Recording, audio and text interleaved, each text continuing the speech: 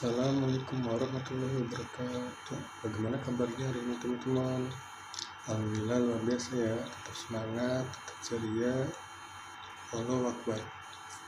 Sebelum kita memulai pelajaran kali ini, mari kita sama-sama mengucapkan basmalah. Hari Bismillahirrahmanirrahim. ini kita akan belajar tentang adab berdoa dan membaca Al-Quran.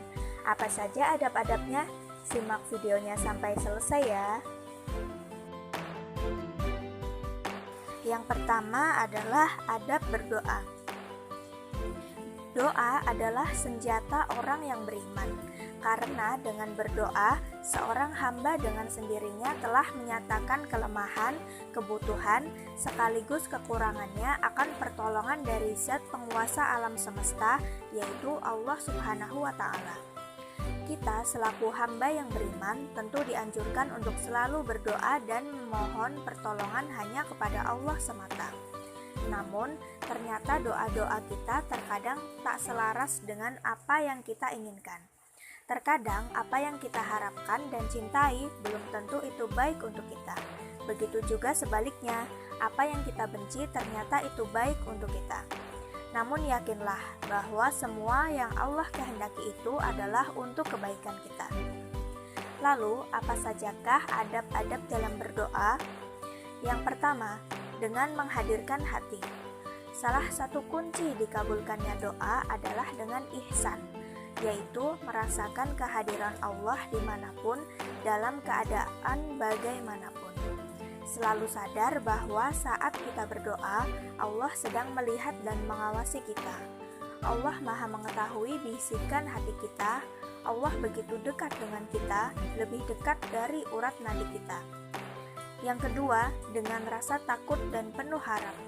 Di saat kita berdoa, sekali-kali jangan pernah ada keraguan dalam hati, tapi pasrahkan segalanya kepadanya dan selalu berprasangka baik di setiap ketetapannya. Pasrahkan diri kita dan yakini Allah akan segera mengabulkan doa-doa kita. Yang ketiga, dengan suara lembut. Karena Allah begitu dekat dan Maha mengetahui, maka suara orang yang berdoa itu bagaikan mendesah, meratap, dan mengibah. Orang yang dalam keadaan seperti itu sudah barang tentu akan menunjukkan bentuk suara yang keluar dari hatinya, dan bila mengucapkannya, ia ucapkan dengan suara yang lembut.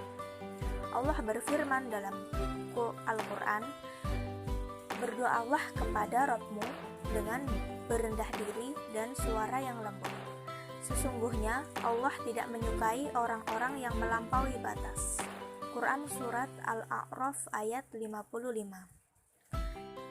Yang keempat, diawali dengan beristighfar, menyesal, dan mengakui dosa. Banyak contoh dalam Al-Quran bagaimana para nabi dan rasul berdoa. Nabi Adam alaihissalam, Nuh alaihissalam, Yunus alaihissalam, dan yang lainnya senantiasa berdoa dengan penuh kekhusyuan dan kerendahan hati, seraya diawali dengan memuji dan mensucikan atau bertasbih, serta menyisipkan penyesalan. Mereka mengakui dosa-dosa dan kelemahan dirinya. Sebagai contoh, Rabbana zalamna anfusana. Begitulah doa Nabi Adam alaihissalam yang diawali dengan pengakuan dosanya. Nabi Yunus alaihissalam mengawalinya dengan pengakuan tauhid, bertasbih, dan mengakui keadaannya berada dalam kegelapan. La ilaha illa anta subhanaka inni kuntu minaz zalimin. Yang kedua adalah adab membaca Al-Quran. Al-Quran adalah firman Allah yang tidak mengandung kebatilan sedikitpun. Al-Quran adalah kitab pedoman dan petunjuk jalan yang lurus dan memberi bimbingan kepada umat manusia di dalam menempuh perjalanan hidupnya, agar selamat di dunia dan akhirat dan dimasukkan dalam golongan orang-orang yang mendapat rahmat dari Allah Subhanahu wa Ta'ala. Untuk itulah, tiada ilmu yang lebih utama dipelajari oleh seorang muslim melebihi keutamaan mempelajari Al-Quran. Sebagaimana sabda Nabi Muhammad SAW, Sebaik-baik kamu adalah orang yang mempelajari Al-Quran dan mengajarkannya. Hadis riwayat Bukhari. Ketika membaca Al-Quran, maka seorang muslim perlu memperhatikan adab-adabnya. Antara lain, yang pertama, membaca dalam keadaan suci, duduk yang sopan dan tenang. Dalam membaca Al-Quran, seseorang dianjurkan dalam keadaan suci. Namun, diperbolehkan apabila dia membaca dalam keadaan terkena najis.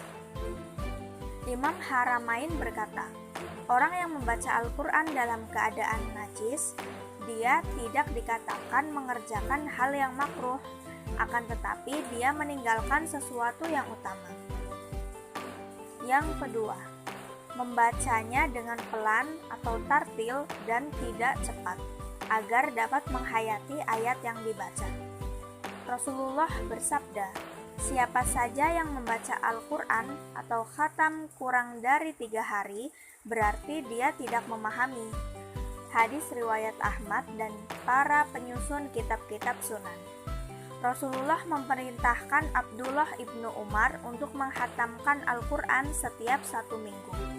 Hadis riwayat Bukhari dan Muslim. Sebagaimana yang dilakukan Abdullah bin Mas'ud, Utsman bin Affan, Zaid bin Sabit, mereka menghatamkan Al-Quran sekali dalam seminggu. Yang ketiga, membaca Al-Quran dengan khusyuk, dengan menghayati ayat-ayatnya sehingga bisa menyentuh jiwa dan perasaan. Allah Subhanahu wa Ta'ala menjelaskan sebagian dari sifat-sifat hambanya yang soleh, dan mereka menyungkur atas muka mereka sambil menangis dan mereka bertambah khusyuk. Quran Surat Al-Isra ayat 109. Namun demikian, tidaklah disyariatkan bagi seseorang untuk berpura-pura menangis dengan tangisan yang dibuat-buat. Yang keempat, membaguskan suara ketika membacanya. Sebagaimana sabda Rasulullah SAW, hiasilah Al-Quran dengan suaramu. Hadis riwayat Ahmad, Ibnu Majah, dan Al-Hakim.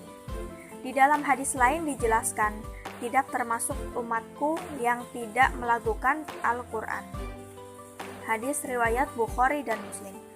Maksud hadis ini adalah membaca Al-Quran dengan susunan bacaan yang jelas dan terang, makhrajnya, panjang pendek bacaannya, tidak sampai keluar dari ketentuan kaidah tajwidnya. Yang kelima, membaca Al-Quran dimulai dengan isti'azah.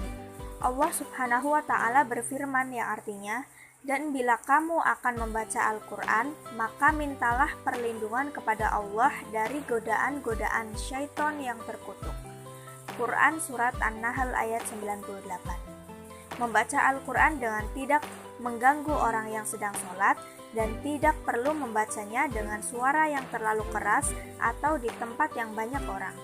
Bacalah dengan suara yang lirih secara khusyuk.